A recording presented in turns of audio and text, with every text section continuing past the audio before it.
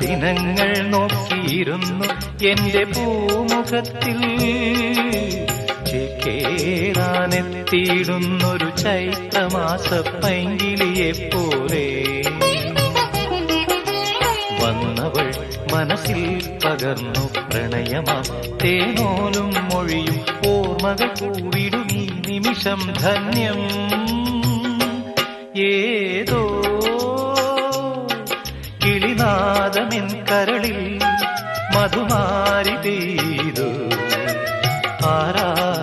ആരാഗമാധുരി ഞാൻ നുകർന്നു അതിലൂറും മന്ത്രമാം ശ്രുതിയിൽ അറിയാ